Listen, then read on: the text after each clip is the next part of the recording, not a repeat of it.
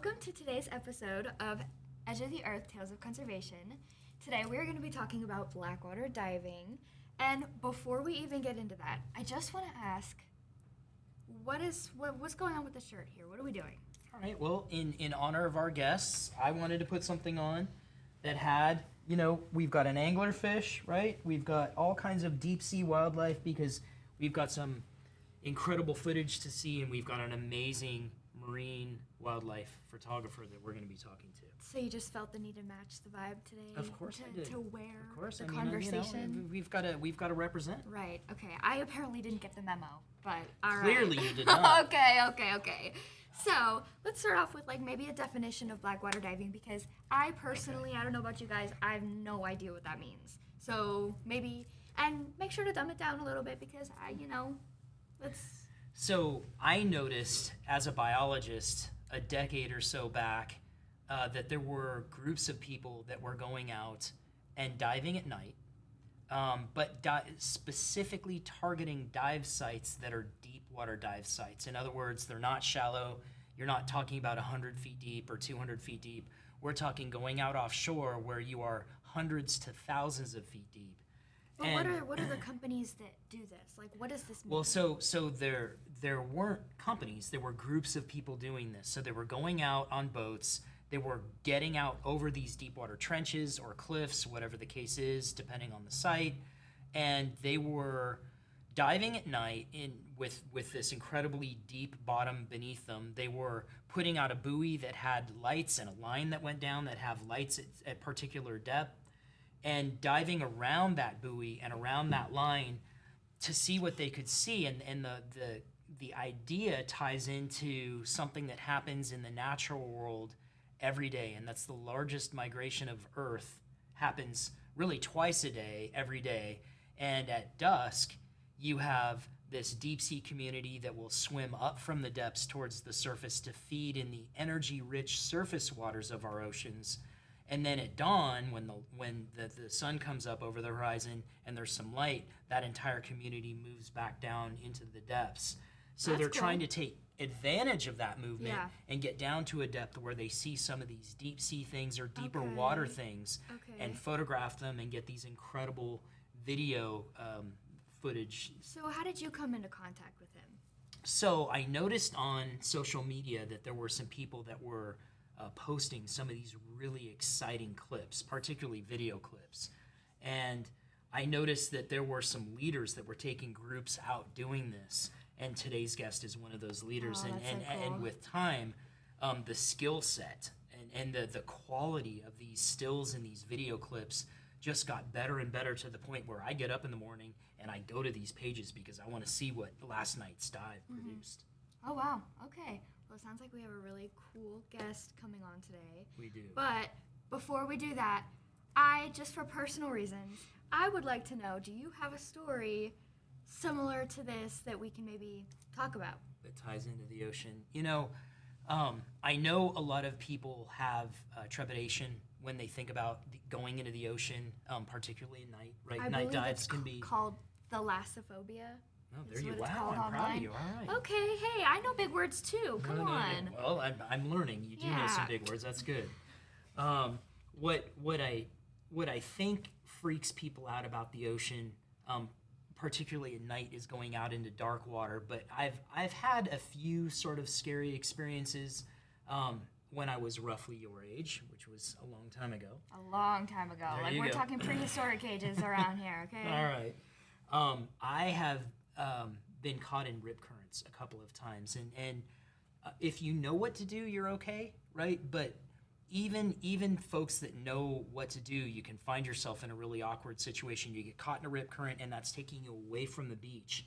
A lot of people, their gut reaction is to fight the current, try to swim against it, and you'll exhaust yourself, and you won't beat a current. It's gonna win. Yeah. So instead, you've got to either float or you've got to swim parallel to the ocean, to the beach, so that you can swim out of it and then you can swim back. Yeah. The problem is in the interim, it's taking you straight out, and you can find yourself a considerable distance offshore before you get out of it, and then you have to swim back. And I think rip currents is actually something that a lot of people can relate to. I think that the the biggest difference probably for me being your daughter is that you're not just out here like on some random beach, right? You're going to these very, very exotic, kind of sometimes dangerous places. And so sometimes hearing these, behind the scenes stories, or it's, you're telling everybody, oh man, I got to do this really, really exciting thing. It's great to hear. It's awesome to listen to and to secondhand kind of hear and experience those things. But then at the same time, I'm kind of a little afraid when I hear stories like that because, as your daughter, I don't want to hear your your near-death experience out in this crazy ocean with all these riptides and all these animals that you have no idea what's down there, which is a part of what we're talking about today. I mean, these Blackwater divers are kind of experiencing these animals that we really don't know anything about. And so for you coming back and telling me these stories and experiencing these really dangerous, crazy things, it's awesome to hear as an observer, but not as your daughter. So Fair enough. It's just one of those things, I feel like it's very, there's a duality there that I'm not, just not the biggest fan of. But I do love hearing the stories, and so today when we talk about these awesome Blackwater dives, I think it's really important to understand the gravity of what we're talking about and the situations that we're talking about and how important the missions are and the people behind it too, because it's not just these crazy animals that are down there. It's these divers that are willing to put their lives on the line and go down there, and for research purposes and for information for the public, the young viewers that are watching this. It's really important to understand that there's so many aspects to these episodes and to these missions. Yeah, they can be technically complicated dives, and it's not a beginning dive, and so this is a great guest to have. This is a very valuable experience and person, and it's really awesome to be able to get this information out there. So we're really excited about this guest. Awesome.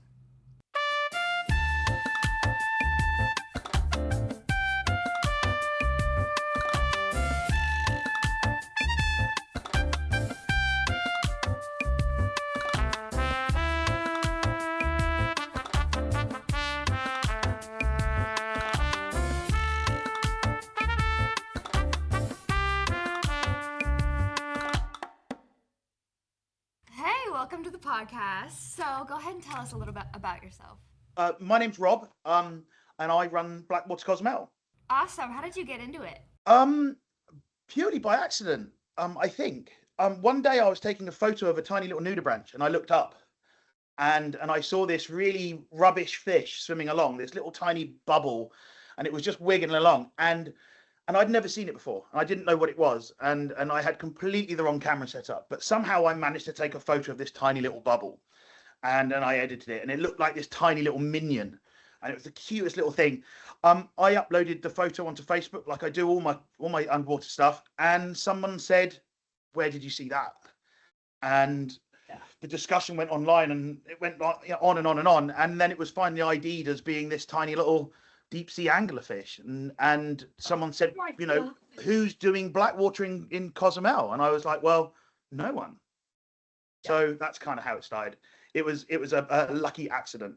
But having said that, looking back at all my images from when I started underwater photography, it's always been there.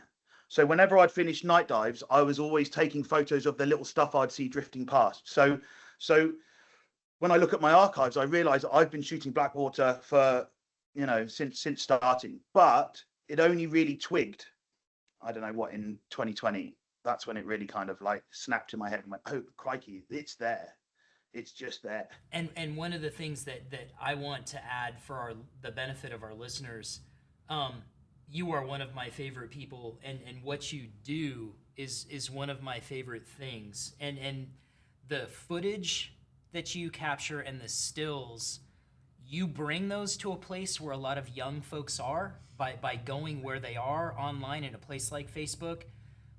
We don't teach STEM fields anymore. We don't talk a lot about marine sciences in our science classes in the United States. We're actually doing a terrible job with science across the board. But when people like you bring that to where the kids are, you're doing all of us a huge service, and you are one of the best. There is no question about that. But the kind of footage that you're capturing gets kids interested. Yeah, It hooks them. It I brings agree, them and in. you know, All I do is watch it. It's for me, it's just like this. I just want to show everyone and say, hey, have you seen this? What the heck is it? How is that? Must look away. Yeah, I love it. And I love it. so I for love me, it. it's so captivating. I mean, for me, when I grew up, I didn't know about marine sciences. I really didn't. I was pushed down to chemistry. You know, chemistry, physics, maths. They're your options. Bosh, do that. Yeah. And so the marine sciences was never there. Biology was always a bit scary because you had to remember names of things. You know, chemistry was easy. There's formulas. But I didn't. That.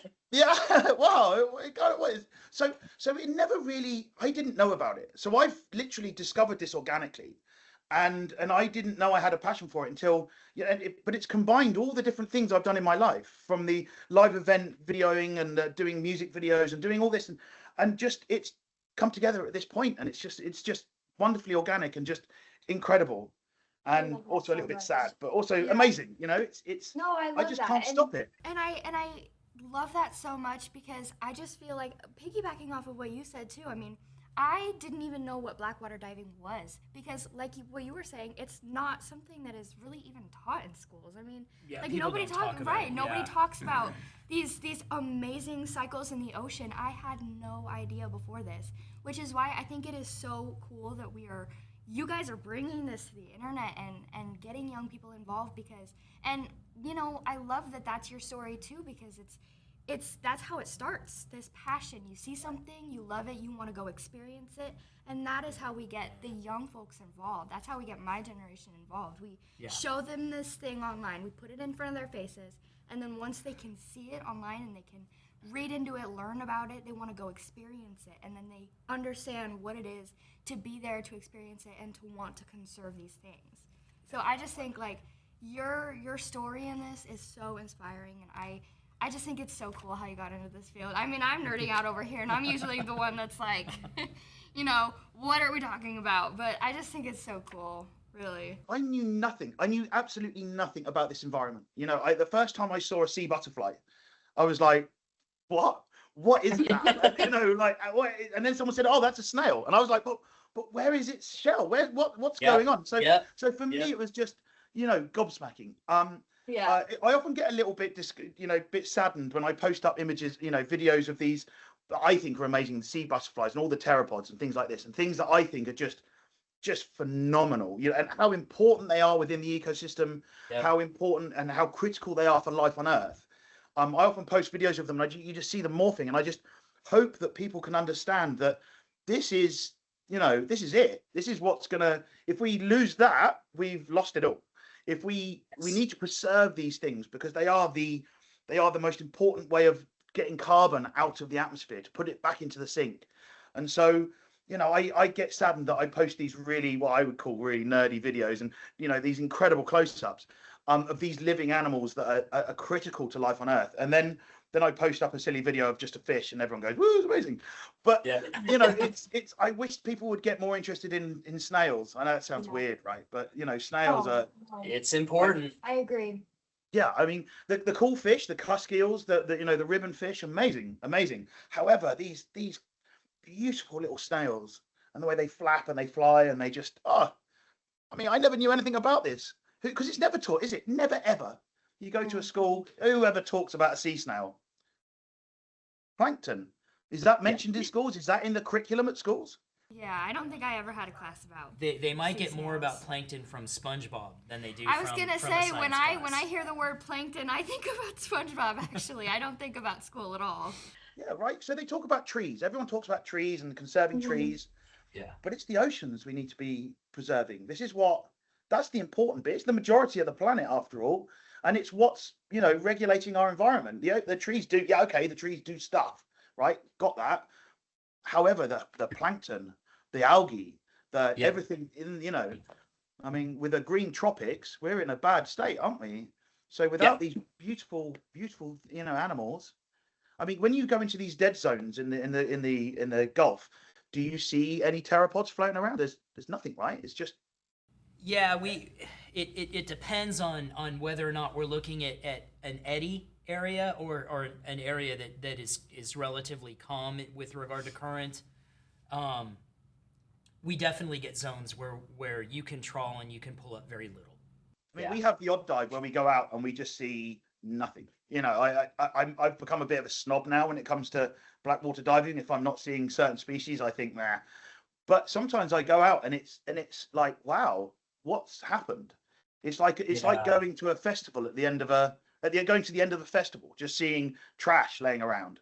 You know, you just see globs of snot, and that's it. And I can't see any movement. I can't see any animals within that.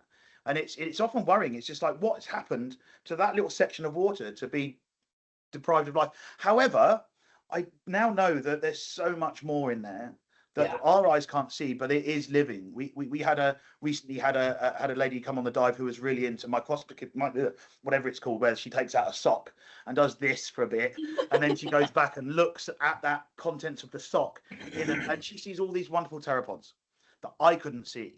You bet. Yeah, a lot of microscopic things. Absolutely. It's phenomenal, isn't it? Blackwater. Do you know what? Can I just say, I think whoever coined the term Blackwater got it wrong. Okay. Why? Because it says sewage to an awful lot of people.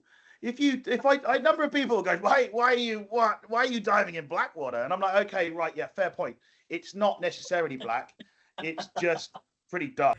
It's just dark, right. But I agree with you. The name is a little misleading. It's a little bit misleading. I agree. I think it should be pelagic planktonic diving or something. But it's a planktonic dive. And what we're looking at, you know, is the ocean drifters, or I don't know. It just seems a bit of a shame to call something that has these not so good sides to it Blackwater. It's a shame I named the dive after it, but you know, well. It's so interesting to hear your perspective on going out and having a Blackwater dive where sometimes you have a hot one and you see tons of stuff, and then others are slow. My equivalent in my line of work, I'll go down to the Amazon and we'll do a night hike, and we'll be out for 4 or 5 hours. We can have incredibly slow night hikes. You're lucky if you see a couple little bugs and a couple little frogs, and that's about it. But then one night later, you can go out and the foliage is crawling with things. And I love that because you never know what you're going to get. Totally. And I'd love to know the cycle. I've tried to kind of take notes and try to work out the lunar luminosity, the kind of the current speed and all that kind of stuff. And I can't see a pattern. Yes. I've done a lot of reading, and there's quite a lot of studies. There's that wonderful one done in the Mediterranean where they looked at the stomach contents of tuna, and they then plotted the lunar luminosity, the current speed, all this kind of stuff, and they created these charts that, wow, I can't read them. I can see that it's skewed in a direction, but what does that tell me? I can't see a pattern there, but there definitely is. There has to be. Yeah. And I think a lot of it is down to whether I've got new people on the dive. If people have never done the dive before, then often we have a really good dive. And often if I have somebody who cancels the dive because of whatever reason, and I think, dang it, and all of a sudden I'm shelling out loads of money to do the dive, then we see loads of stuff. So I think most of it is whether I'm willing to see it or not.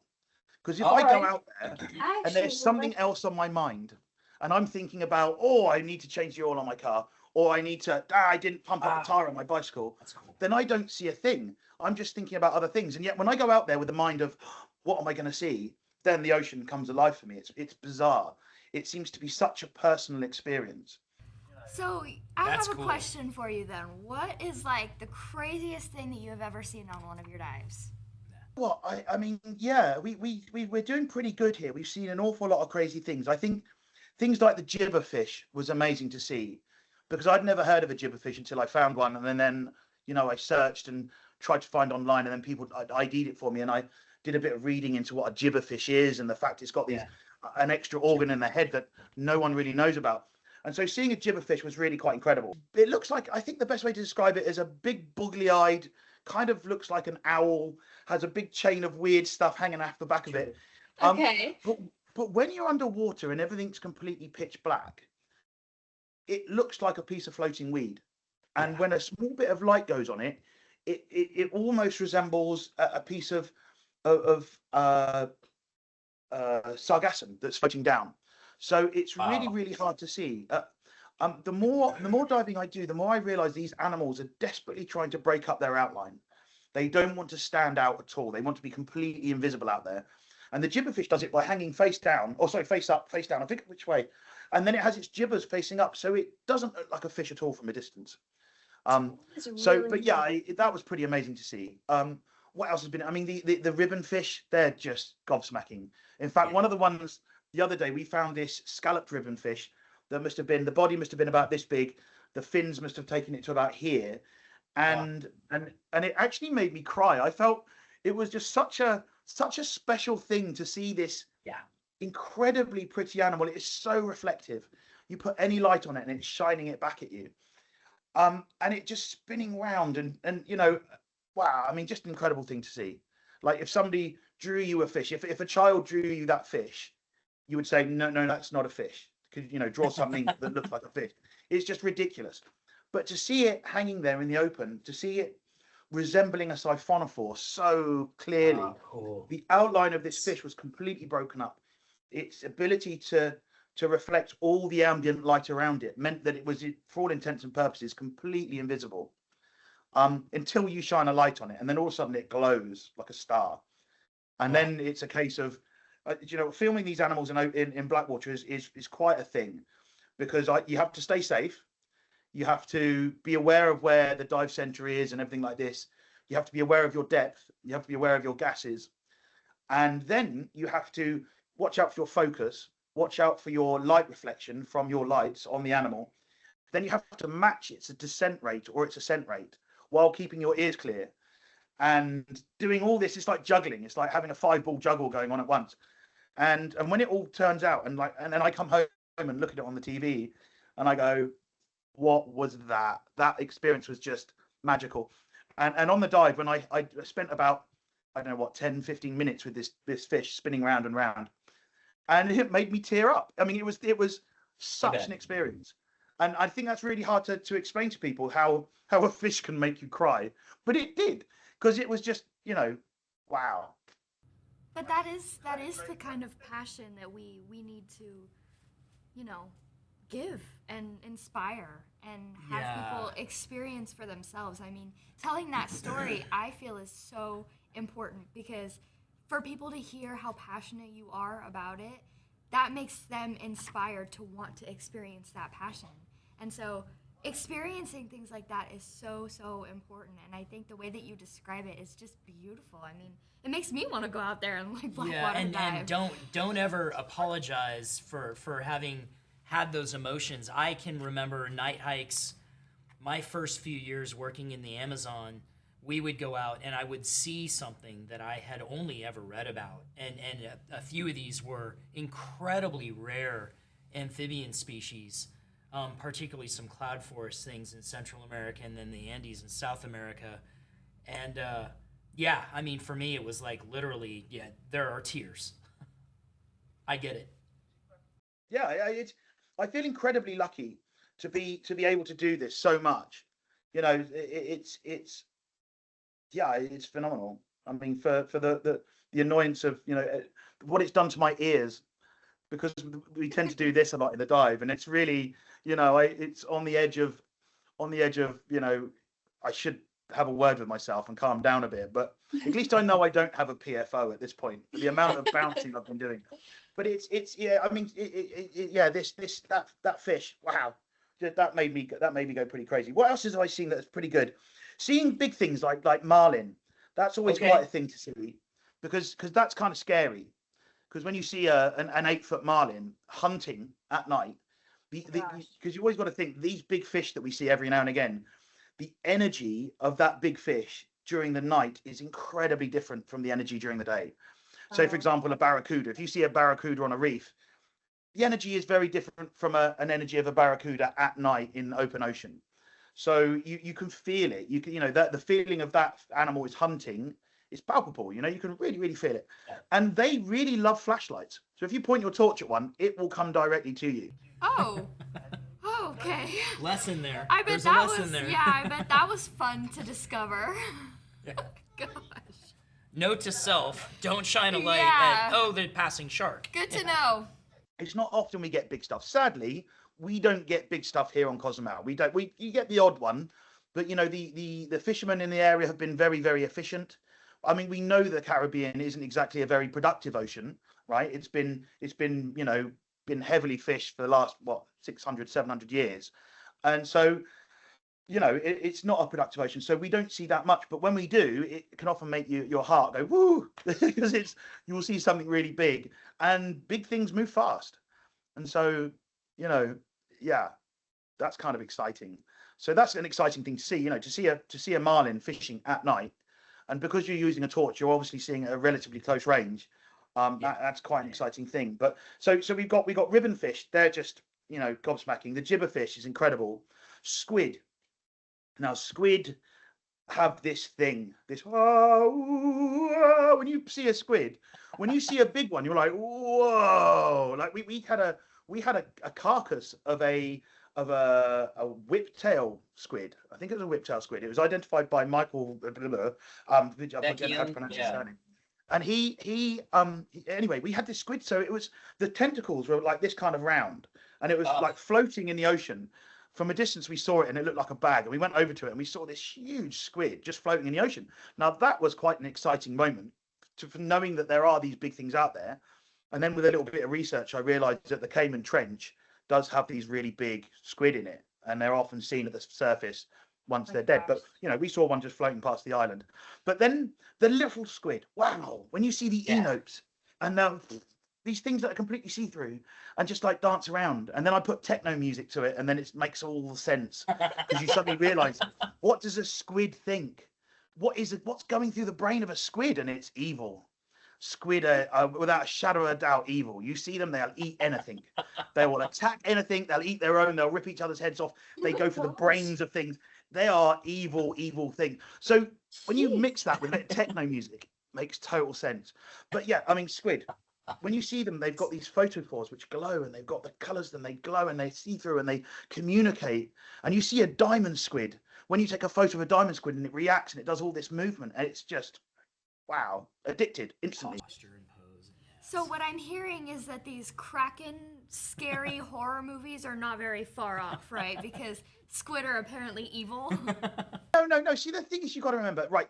Nothing gets big in the ocean by being bold. Right? Everything that's big is scared of everything that's also big. So we don't see anything big, because I'm sure it sees us diving around and then goes, nah, and swims away. So I don't think I don't know. I think maybe we should speak to Steve, who did that wonderful BBC documentary of diving with the Humboldt squid. And he's there holding a Humboldt squid that looks like it's about 15 foot long. And I'm sure it's a classic fishing photo, but he looks like he's dwarfed by this animal, and so I'm sure he could tell you that no, they're not friendly, and you do have to be scared of squid. But luckily, where I am in Cozumel, we don't have any of that. We just have little tiny squid that are cute and pretty, and inshore squid which change color and look big, and then it's amazing. And you've had experience with squid too, right? Yeah, I had a really cool experience and encounter out in the middle of the Gulf of Mexico, several hundred miles offshore, and we were out. It was late at night. When we are trawling, we're always trawling. So there's the nets come up at either 2 a.m. or 2 p.m, and you don't get a lot of sleep, right? The cycles are repetitive, and you got to try to fit an hour or two in between once I'm done photographing everything. And this is probably 3 or 4 in the morning. It was still dark, and I was taking a specimen from the wet lab, which is in the back of the ship, up to the photo lab, which is up on the bow. And so I always walk along the side of the ship, and we have a big searchlight that comes off the side of the ship and hits the water. And I'm stumbling along. I'm really tired at this point. And I look into the water, and there is a giant red squid, 2 or 3 meters in total length. And it had an eyeball that was about that big. But the best part was, it was looking at me. And we had a moment. And I mean, it knew I was there, and I knew it was there, and it was brick red. And we're kind of looking at each other, and then boom, it was gone. But it was just one of those really special things. And I've talked to Mike Vecchione, one of the world's top squid experts, and he's given me some ideas on one of several species that it could have been, but it was one of those special moments. I think that's one of those instances where he wishes he could have jumped into the water Oh yeah, and joined I mean, squid. I don't want to be squid Which food, is but just- that's an incredible animal. No, and, well, I yeah. mean, he has this sign in his office that says, if you could choose one way that you would die, choose something cool or something. What is it? Yeah, that's Isn't it? about it. Yeah. Yeah. It's like Food for squid. being Yeah, ripped there you apart go. by a Yeah. giant squid All is what that means, essentially. So, Whenever I've had to, so the only times I've ever had to pull someone up from being too deep was when they were having a moment with a squid. And I always tell this to people on the dive briefing. Look, I always try and sit down as deep as I can on the dive and scan to make sure if anyone is having a moment, because they do. You get this squid, and there's something. We're humans, right? We want to touch things. So when you see a big squid in front of you, your hand will naturally go out and go, wow. And then that squid will go, ah! And react. will, They do. they react to you, and you will naturally go, wow. And as you do that, the squid will slowly start to go down, and you will naturally go down with it, because it's just amazing. And then before you know it, you've cleared your ears, and you're down deeper, and you're down deeper, and you're down deeper, and you're going, this is amazing. You're having a moment with this animal, and it's looking at you, it's reacting to you, it's there, and it's literally that far away from you. And I've had to pull someone up from sort of like 40 odd meters as I'm there. Considering I believe it. our lights are 20 meters. We have a light every 10 meters, or every 2 meters, all the way down to 20 meters. And I ask people not to go deeper than the bottom light, just because there's no need, right? Right. So it was twice as deep as the light, and then I'm there looking back up at it, going, "Wow, okay." I mean, the guy was a tech diver; he was fine, but you still need a buddy with you. So I was sitting there looking at him, going, "Hey, dude, it's a bit." I looked at the squid. I mean, he had this wonderful squid with him. It was a bird squid. Must have been, I don't know what, about a foot and a half long. So it looked huge underwater, considering we're looking at tiny things, and all of a sudden this big squid turns up. Yeah. So he was having a moment. It was incredible. well, speaking of too, I'm curious because this topic falls in line in my brain with like the really crazy cave explorations where you're you're in this incredibly enclosed space. Like the lines are blurred in my head between these two things, because it's just like the thought of going down that deep is almost like claustrophobic. I wonder how you guys think about it, how you get over that kind of psychological kind of warfare that you go through, because you have this like natural instinct to protect yourself, and how you deal with that is just really interesting to me. I don't. Was a cave diver before doing this. Well, I am a cave diver. I love cave diving. That's kind of one of the reasons that brought me to Mexico, is the caves are incredible. Yes. So there's a commitment involved. When you jump in the water, there is a commitment that I'm doing this. And they always say, what is it? Never take anything into the water that you're not prepared to lose, right? Yeah. And that includes all your equipment, and that also includes your life, right? You jump in there, you may not get out. You got to be aware of that. So there's a commitment involved. There's a training involved. You have to be assured of yourself. Now, when you do deep training, when you do, extended range stuff, you have this training involved to take you through all the different things that could go wrong and how you get around it. And after a certain amount of training, you stop thinking about, hey, I'm really deep, I might not get out of this. You can do that, still is there, but you have all the necessary tools available to you to get out of that situation. So it doesn't really bother you. I do regularly do dives where I have to be underwater for an hour and a half, 2 hours to get out of the water. So it's not a massive thing. So yeah, I mean, 40 meters.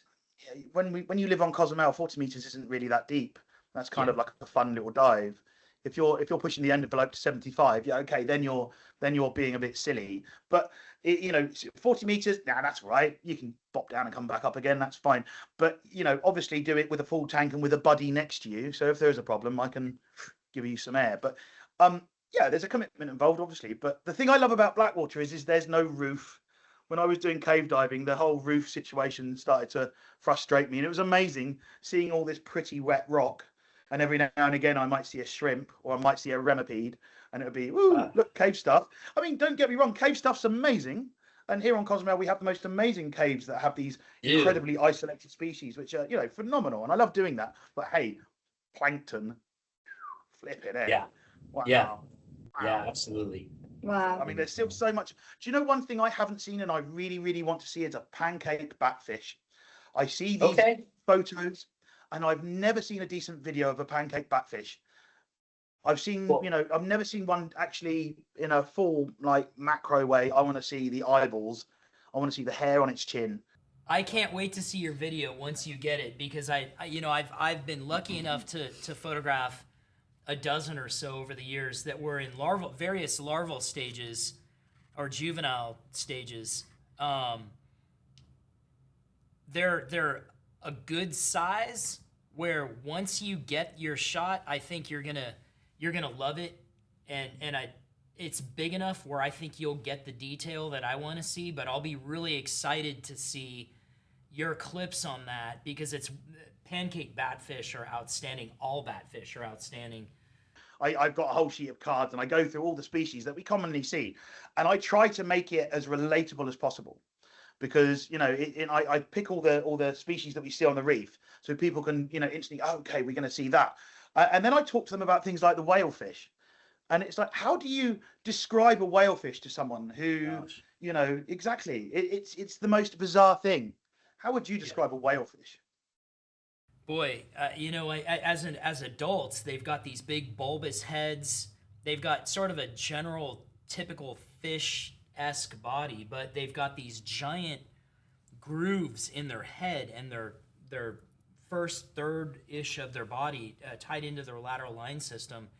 But they've got these obnoxiously large mouths. They've got a very, very distinctive tooth type, and they're kind of these really weird ridges. And we think one hypothesis is that they use these really specialized teeth to catch the antenna of crustaceans, and I think most of them are specialist crustacean feeders. But the teeth tie in somehow to grabbing the antenna, and this is a hypothesis. I don't think I have a good enough imagination for this. Like, that's what I'm learning from this weird animal. conversation. And they're very, as adults, they're deep sea. But I think as larvae and young individuals, I would assume that they come up shallow enough where you could see them. I do have one more question for you before we wrap it up with a mailbag. So I want to know, what do you think is the best way to get into Blackwater diving? Like, how to sign up for it, how to go do these, because I wouldn't know the first thing. And for people who are maybe listening, who are really, really interested and want to get going on this, is this something that you can only do if you're, if you have a degree? Like, what does this look like for somebody who wants to do this? The Blackwater dive is really a technical, well, not technical, it's an advanced level dive when you go and do it. It's not the kind of dive where you strap on gear, deflate and walk along the bottom for a bit, where then someone inflates you and you come to the surface. It's a dive for people that have got previous night diving experience. So you need to understand how you communicate at night, how you read all your gauges at night. You then need to have really good buoyancy. So you can't be bobbing up and down. You have to be horizontal and and be a good diver. You then need to have the desire to jump in, which is for some people an awful lot, right? There's an awful lot of monsters that live in your mind, that when you jump into the black, and I know it's happened to me before as well, where I many years ago we were on the kind of plateau between the Yucatan Peninsula and Cuba, just where they have this big cleaning station for loads of manta rays. And I dropped in one of my big cave diving lights and just wanted to attract what would come to it, with the idea of jumping in and having a look. And at the time, I didn't have the guts to jump in. We were there in the middle of the ocean, lights are on, lots of barracuda in the ocean, there was lots of life, and I didn't have the guts to jump in. And I really regret that, because having seen all the samples and all the surveys they do of the area, this is a hot spot for fish larvae. Yeah, so I missed out massively on that. But it's having the guts to jump in. Now, luckily, here in Cozumel, we get an awful lot of people go out. I have big boats that go out. So you get a group sense of, this is okay. We have huge amounts of lights. It feels really safe. And, it essentially is. But to get into it, you just need to be a relatively comfortable diver. You also need to be able to read your phone quite well, because you need to be able to see stuff that's quite small. If you're one of these people that has massive print on your phone, you may struggle. Yeah. But other than that, it's just about it. And it's also an awful lot of luck. You need to be in the right situation at the right time to be able to go and do it. That's kind of it's a big chance thing really, because a lot of time people come here on holiday and the weather's terrible. Like right now, weather sucks. We can't go diving. It's killing me because the wind comes directly down the channel. It all gets chopped up. But it's the best time of year to be diving. We see all the best stuff. It's really cool. This is when all the really, really interesting fish come through. So, I'm dying here. Not only have we got this huge exhibition on, everyone wants to come and join the dive, and then we can't go diving. So it's like, oh, but it's a good, yeah, anyway. Yeah, so that's how you do it. Go diving, get comfortable, and then come and join one. Yeah, I understand that a lot of times where you get into areas where there's a lot of people, you tend not to have a lot of sharks because they've been overfished and such. But when you've been out across all of your Blackwater diving experiences, what have been your experience with sharks? So we have seen, we see sharks that accompany the sargassum sheets. Okay. So where we see the mahi-mahi, where we see the marlin, we also see silkies. We often get greater hammerheads out there as well. So we've seen hammerheads at the surface. We've seen silkies. We've seen some unusual sharks with very, very, very pointy noses, but very, very small. So and then we always see them very deep. So we'll be diving along and we'll see something with a very pointy nose, but swimming in a very cartilaginous way. Definitely not a mahi, definitely not a bony fish. You can just see by the way it moves. We've never had a close ID on them because obviously our cameras are set up to take up small stuff. So then all of a sudden you come along and you get this animal of a decent size swimming underneath you. Not only does it raise the heartbeat, but you can't take a photo of it. So we do very occasionally see sharks, but very, very, very occasionally. And they're normally associated with the big sargassum sheets with the mahi-mahi when they come through. So what we do see is we see a procession of animals. So when you get this set of animals, you then get the associated animals with them. So it's the same as when you're diving on a reef. You look for an environment that you'll find the cool critter. So if you want to find you want to find Nemo, you go and try and find an anemone. If you want to find, like we've recently had some pink Maine jellyfish came through, really big. They look like lions, and they're incredible things to see. But they were following behind a huge bloom of moon jellyfish. So the predator and prey situation. So when we see the mahi, we see the sharks. And so when we see the smaller sharks, we see the bigger sharks. When we see the rays, when the eagle rays come in, we see more stuff. So the ecosystem that we see out there is it kind of makes sense when you think about, on the last dive we saw that. And so same with the whalefish. When we see the whalefish, we see an awful lot of copepods and amphipods. So we see an awful lot of little crustaceans floating around, and it's often really hard to get a clean shot of them because as you're trying to take videos of the predator, you're seeing all their prey buzzing around. And on the last one where we saw the really beautiful dealfish, another one which made me kind of tear up, seeing that dealfish, which was a good size. Well, obviously they grow massive, but for us it was a good size. If you see in the videos, you'll see all of its prey floating around, and I've got some videos of it sucking in the little tiny critters floating around. It's just kind of magic. What you're doing, and what I love about the Blackwater community is that you're working with scientists and each brings so much to the table, and you're producing a product that neither group could have done alone. I love it because we have the finances to do something that somebody in the university could never afford to do. Imagine pitching to your university, hey, I want to go out and do a series of 50 dives, and they'll just look at you and go, no, there's no money. Absolutely. However, they would laugh. What I really, really want to do is get twinned up with a university that is also doing this research. And for me, sticking a tank on for each dive for a university person to come out and do something quantitative rather than, I just take photos of pretty stuff. That's at the end of the day. There's no qualitative research going on. What I'm doing, I just take kind of like, this is how I feel on the dive, which that's not science. But I think it would be wonderful if we could actually team up and do something of substantial thing, because I think people overlook plankton, people overlook the Blackwater, because at the end of the day, what we see in Blackwater is what's reseeding the reefs. Everything which is spawning on a reef is in the open ocean. The stuff which is, looking after its babies on the reef, that's not so critical. But the stuff which is seeding, we need to see that. We need to monitor that. So every now and again we go out and we see blooms of parrotfish. But to be able to record this, to be able to see if there's a flow, to see if there is a a general trend. I mean, I often get people ask me and saying, are you seeing, in fact, on the last dive, a lady said to me, are you seeing a decline in what you're seeing? And I said, well, I can't say. I mean, I have a feeling that we're seeing perhaps not as much as we had, but I don't have any physical evidence. I don't have anything to say, look, on July the 5th, I had 27 or whatever.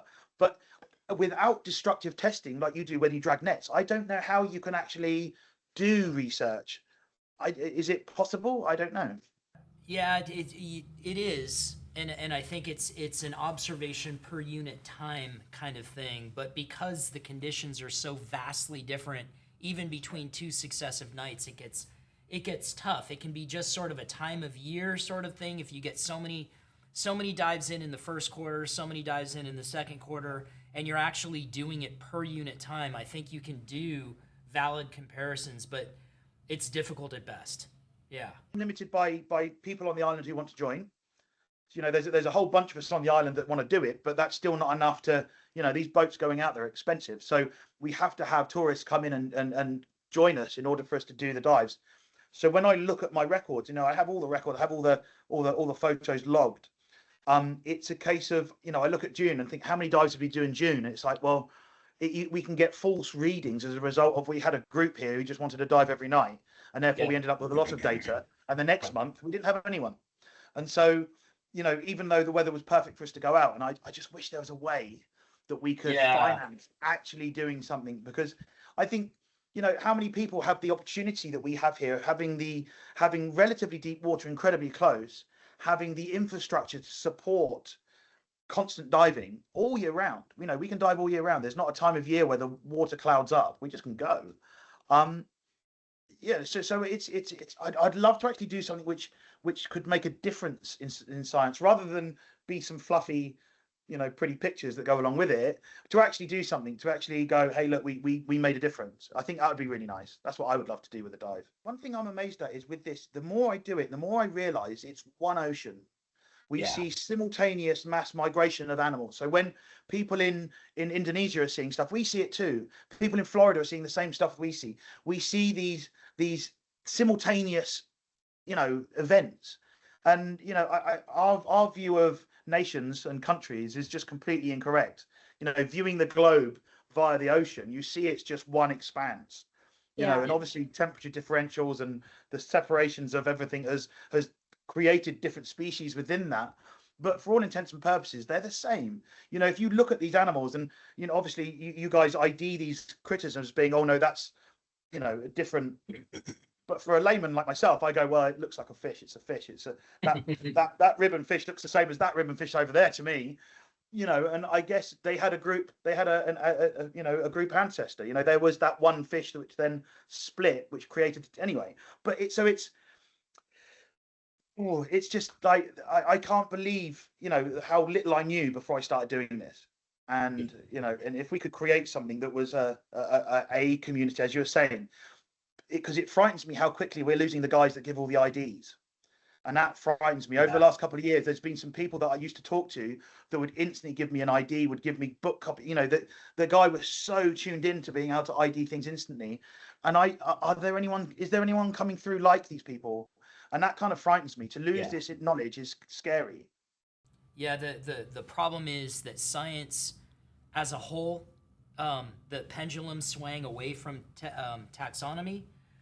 And the problem with that, the funding went away from taxonomy. And when you do that, when you fundamentally, when you're defunding an entire branch of science, you're going to have ripple effects through time. And now we're feeling those ripple effects through time, because we've lost our taxonomists. That there were plenty that were first recruited up and learned their groups really well.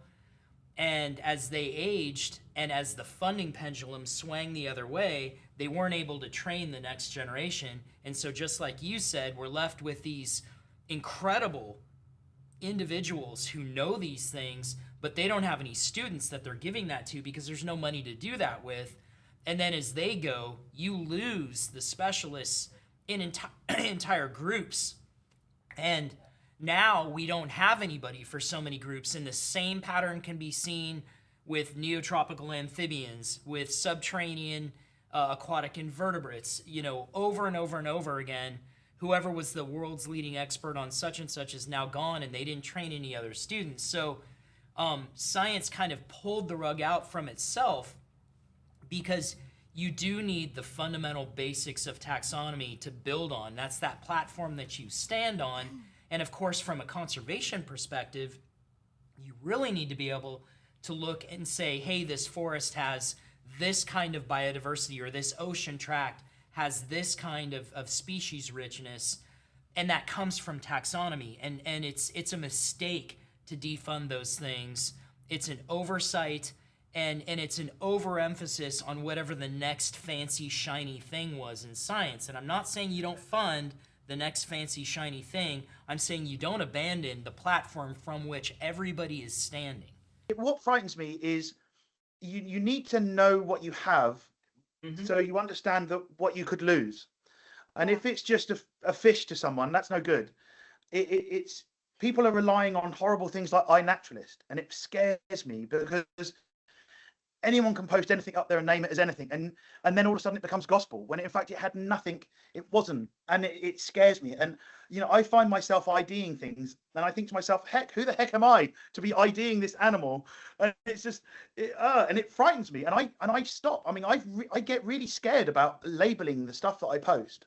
It really frightens me to get it wrong, but there seems to be so many people out there that are willing to get it wrong, and then it becomes fact. And it scares me, because it's the incorrect IDing of animals is, I think it's important to get someone's name right, and if this poor little animal is has a specific name, it needs that, it deserves that, it's got the right to have that name. But things like iNaturalist and these kind of dodgy websites where people just label things, and then it becomes gospel. And losing these guys over the last few years has been it's been terrible for me, because all of a sudden the input of the correct naming has gone, and we're going to miss it, aren't we? I think I think the thing to keep our eye on is really that there's still so much worth fighting for, and that the oceans are still productive, and there's still lots of biodiversity left. Really, what we need are more people like you that bring these incredible visuals to the general public and get kids especially excited about marine biology. And maybe someday we'll actually turn our system around, and we'll actually teach STEM fields and get back to being a world leader in STEM fields. We've walked away from it at our own peril, and we will pay the price. But getting kids excited about this is really something that I think you are a specialist in. I love the visuals that you come up with, and so much of our wild places include our oceans, and there's still so much worth fighting for, and that's really what we need to focus on right now. And speaking of kids getting interested and involved, we do have a question from our mailbag today. So John from North Dakota wants to know, do you go down on your dives without any lights? We don't, because you wouldn't see much without lights. But we do occasionally turn our lights off when we're diving, and then you get to see the bioluminescence, and that is quite a thing to do. That's cool. Because our dive is centered around a big stack of lights. That's not really there to attract life. That's there to act as the dive center, so the boat knows where we are, so we know where we are. Otherwise, everyone would just scatter in each direction. However, the brave amongst us do go away from those lights, and we try and go to it's nice and dark.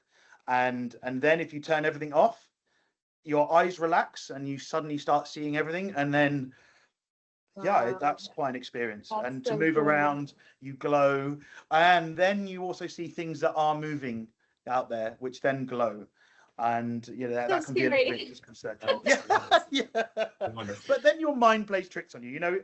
All these monsters are mythical, and they are in your mind. So sometimes we turn our lights off, and that is also very exciting. But mostly we find things with torches. That's so cool. I've had such a great time talking to you today. I mean, all of this stuff is just mind-blowing. I mean, I didn't know any of this, and so hearing it and hearing these stories and how passionate everybody is about Blackwater diving, it's it's amazing. Yeah, and I want to thank you for being here, because again, and I've spent a lot of time watching the Blackwater sites, watching the things that you post. I know that there are some folks that are really good, and you're right in that group. And I believe in what you're doing because this is something that is bringing folks into biology. It's bringing them into an interest in our oceans. It's teaching simply by showing. And I love what you're doing, and I love the fact that now I watch these Blackwater dive sites and I see kids asking questions. And that's what we need. We need to bring them in and get them excited about STEM fields. And even though our system doesn't push STEM fields, we can still teach it, and we can bring them in, and we can walk them through a system that, in my opinion, is fundamentally broken. Yeah, what you do is amazing, seriously, and we have had such a great time talking to you today. So on our exposition we just did, the first thing I wanted was the kids to go in first, because we had 30 projectors all around the walls, 30 and all on the floor, so everything was moving. All the animals were super large, super bright, and everything was obviously really tiny. But I wanted the kids to go and see it before the adults went in and ruined the view. And I saw a video taken by so we had a DJ in the corner. It's more like a nightclub than a museum thing. But for me, visuals. So see video, you don't just see video, you hear video. Yeah. And so the two things have to be linked. If you don't have good sound, if you don't have the music that fits the animal, then you end up with I don't know. So we had a DJ in the back, rocking out some brilliant tunes, and the kids went in and danced, and they were jumping around, and they were interacting with these crazy animals, asking what they were, and and seeding that idea. I think kids these days that grow up have this incredible media that I never had that. I had books. I would look through my grandfather's fish books. He would have, he'd keep tropical fish, so I'd be going through his fish books, wanting to see all these fish. I think they're amazing. And then he would have all his fishing books where I'd see all the fish you could catch in the British waters, and so I'd be looking through all those. Where now kids can see the fish move, they can see how these fish and because I started off with Blackwater photography because that's all I could afford, and then thanks to Marlux, who said, hey, look, we can give you all this kit and make you, do you want to try? And so then I went into video, and that's where I think it really, because I'd always wanted to do video, but it's a very expensive thing to do underwater. Not only just for the equipment, but it's for the back end of it, for the editing system, for the hard drive. I've got hard drives galore now, but it's finally it's affordable, and thanks to the sponsorship from Marlux, from Cracking with the Lights, and all this kind of stuff, I'm able to do this video, which I think makes it so much more relatable. Blackwater photography is wonderful, but it's a still. You don't know what that animal does. You don't know how that moves.